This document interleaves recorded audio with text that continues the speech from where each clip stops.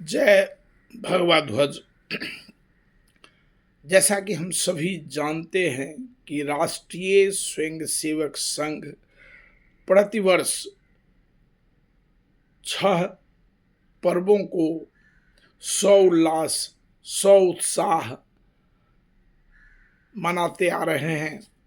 वे 6 पर्व हैं: 1 विजयादशमी, 2 मकर संक्रांति, 3 वर्ष प्रतिपदा, 4 हिंदू साम्राज्य दिवस महोत्सव, 5 गुरु पूर्णिमा और 6 रक्षाबंधन।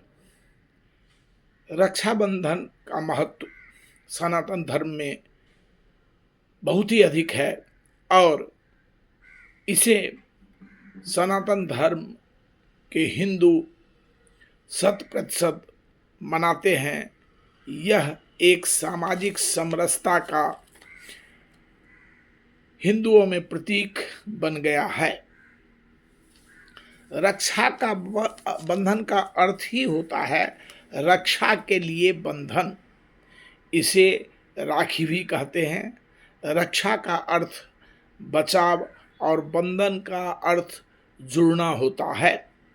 श्रावण मास की पूर्णिमा को राखी बांधकर रक्षा बंधन का क्रम हिंदुओं ने शुरू किया। इसके 2 पहलू हैं। पहली बात हिंदुत्व का बोध और दूसरी बात हम सब एक हैं ऐसी भावना है। ममत्व बोध से समरसता की अनुभूति जगेगी। इससे आर्थिक, सामाजिक और सांस्कृतिक किसी भी प्रकार का पिछड़ापन है वह दूर होगा। इसीलिए रक्षाबंधन का बहुत ही महत्व है। वैदिक मंत्र ओम सहना भवतु अर्थात हम दोनों परस्पर मिलकर रक्षा करें का यही संदेश है कि समाज के सभी वर्ग, गुरु व शिष्य, जजमान व पुरोहित, मार्गदर्शक व साधक सभी आज के दिन परस्पर भेदभाव को भुलाकर धागे के पवित्र सूत्र में एक दूसरे को बांधकर परस्पर रक्षा करके समतायुक्त समरस समाज के विकास में सक्रिय भूमिका निभाते हैं। रक्षा सूत्र मन, वचन, कर्म की पवित्रता तथा प्रतिज्ञा का सूचक है। राखी के इन सुकोमल धागों में भाई बहन का अद्भुत अटूट स्नेह गूथा हुआ है। इन धागों में छिपा है नारी के सम्मान की रक्षा के लिए सर्वस्व समर्पण करने वाले वीर पुरुषों का इतिहास। इन पवित्र धागों से जन जन के हृदय जोड़ने का नाम ही रक्षाबंधन है। एकात्मता के इस पर्व को मनाते समय आज हम अपने देश के वर्तमान को विचार करें। राष्ट्रीय स्वयंसेवक संघ रक्षाबंधन पर्व के माध्यम से समाज में एकता, प्रेम, सुरक्षा व समरसता का संदेश देता है। मैं आपकी रक्षा करूंगा, आप मेरी रक्षा करेंगे और हम दोनों मिलकर देश और समाज की रक्षा करेंगे।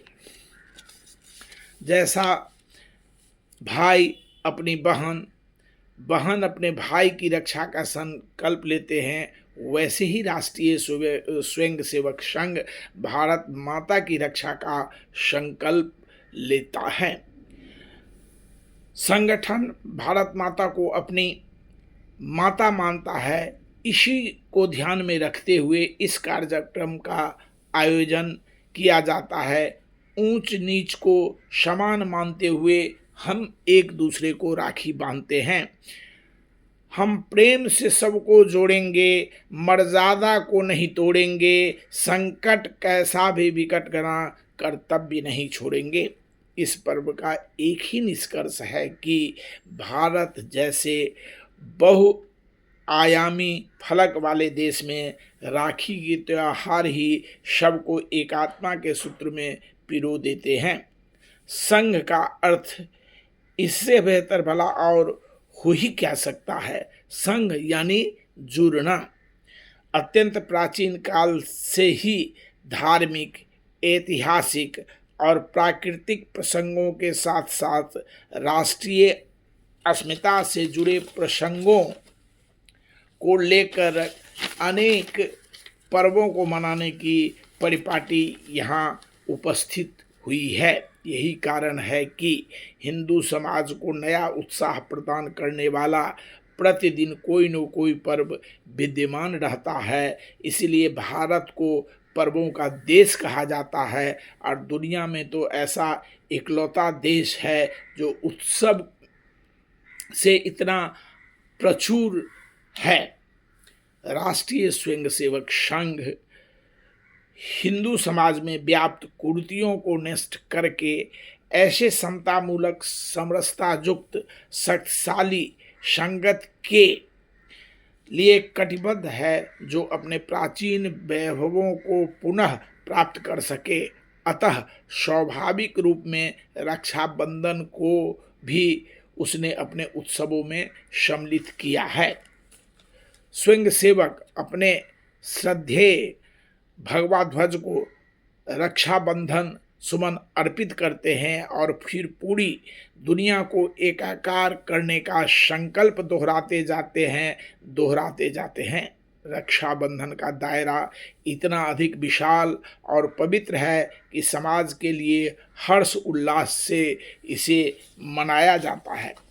सनातन संस्कृति को समझने वाले बहुत बेहतर समझते हैं कि जब एक दूसरे की रक्षा और सुरक्षा का संकल्प लिया जाता है तो उसके लिए सबसे पहली बुनियादी बात होती है एक दूसरे से जुड़कर संगठित स्वर के रूप में स्थापित होना। इस दिन हम भगवा ध्वज को रक्षा सूत्र बांधते हैं और प्रण करते हैं कि जब तक तन में प्राण है अपनी संस्कृति और इतिहास के प्रतीक भगवा ध्वज को की मूल्यों की रक्षा करेंगे।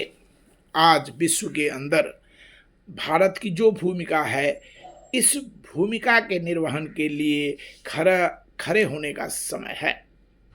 यह एक जुगांतकारी दिन होने जा रहा है। इस दिन प्रेम, स्नेह, आत्मीय तत्व, बंधुत्व के भाव का प्रकटीकरण करने वाला पवित्र रक्षाबंधन का उत्सव हर्षोल्लास के साथ मनाया जा रहा है। यह उत्सव समाज की सेवा और त्याग की भावना को जागृत करने का एक अवसर प्रदान करता है। मनुष्य के हृदय की गहरी और उच्चतम भावनाओं को व्यक्त करने वाला ये पवित्र पर्व है। इतिहास काल की घटनाओं पर प्रकाश डालते हुए हम यह कह सकते हैं कि देश को बचाने के लिए हिंदुओं ने सदैव संघर्ष किया। महिलाओं व बच्चों ने देश की रक्षा के लिए अपना बलिदान भी दिया। जैन बद्धो बलिराजा दानवेन्द्रो महाबलः तेन त्वाम रक्षबद्धामि रक्षे माचल माचल। अर्थात जिस रक्षा सूत्र से महान शक्तिशाली दानवेंद्र राजा बलि को बांधा गया था, उसी रक्षा सूत्र से मैं तुम्हें बांधता हूँ जो तुम्हारी रक्षा करेगा। हे रक्षा सूत्र, तुम चलायमान न हो। इतिहास के पन्नों को देखें तो इस त्योहार की शुरुआत या इसकी उत्पत्ति लगभग 6000 वर्ष पहले बताई गई है। इसके कई साक्ष्य भी इतिहास के पन्नों में दर्ज हैं। पहल रानी कर्णावती और सम्राट हुमायूं का है।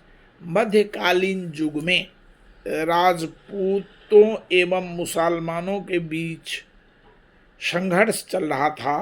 रानी कर्णावती चित्तौड़ के राजा की विधवा थी।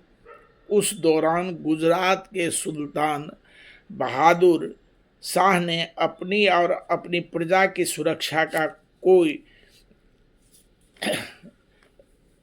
रास्ता सुल्तान बहादुर से न देखकर रानी ने हुमायूं को अपनी राखी भेज दी और हुमायूं से अपने और अपने प्रजा की रक्षा की गुहार लगाई।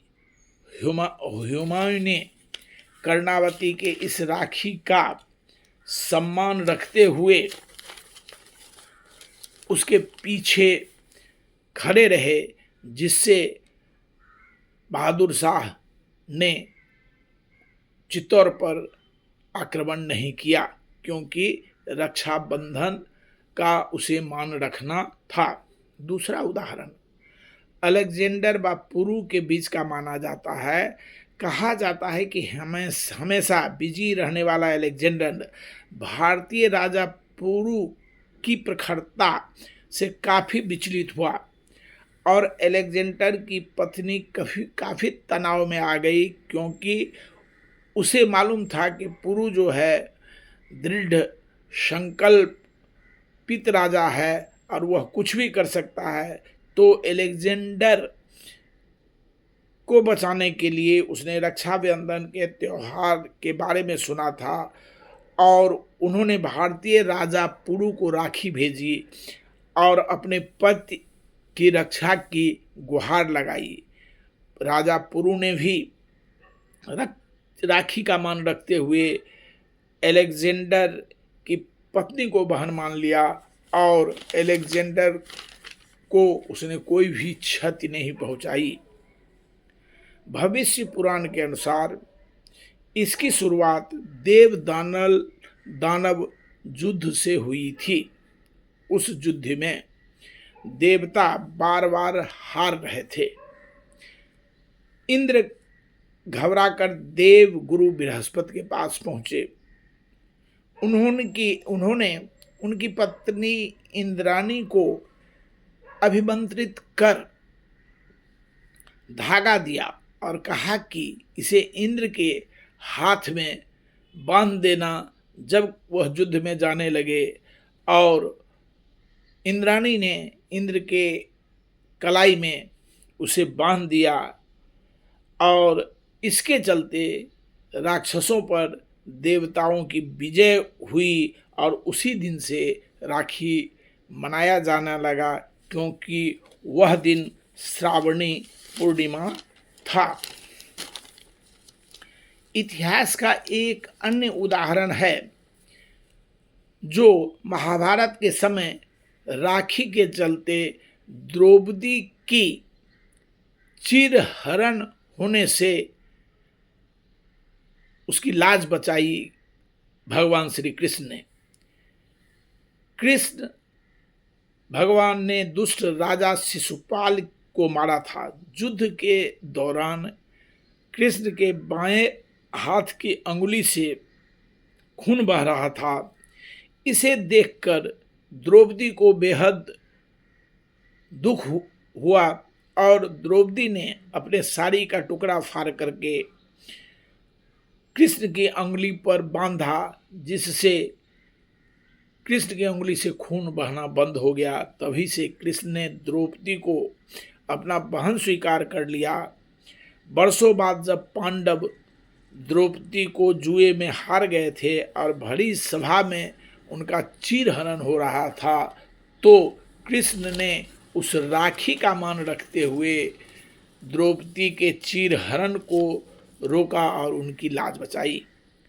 धार्मिक मान्यताओं के अनुसार एक बार राजा बलि ने अश्वमेघ यज्ञ कराया था। उस समय भगवान विष्णु ने बौना का रूप धारण किया और राजा बलि से 3 पग भूमि दान में मांगी।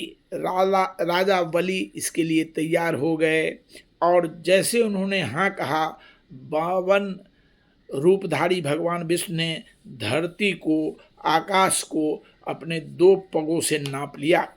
इसके बाद उनका विशाल रूप देखकर राजा बलि ने अपने सिर उनके चरणों में रख दिया। फिर भगवान से वरदान मांगा कि जब भी मैं देखूं आप मेरे सामने नजर आए। अब भगवान विष्णु कहीं जा नहीं पा रहे थे। माता लक्ष्मी परेशान होकर के नारद जी से पूछा तो नारद ने कहा, बलि को अपना भाई मानकर राखी बांध दो तथा विष्णु को मुक्त करवाओ। तब से रक्षाबंधन का त्योहार श्रावणी पूर्णिमा को मनाया जाता है, जिस दिन भगवान विष्णु बलि के कब्जा से मुक्त हुए थे। तो इस तरह रक्षाबंधन की अनेक कहानियां हैं। रक्षाबंधन हिंदुओं का महत्वपूर्ण पर्व है और इसे हमारे राष्ट्रीय स्वयंसेवक संघ बहुत ही अच्छी तरीके से मनाते हैं। जीवानंद झा, धन्यवाद।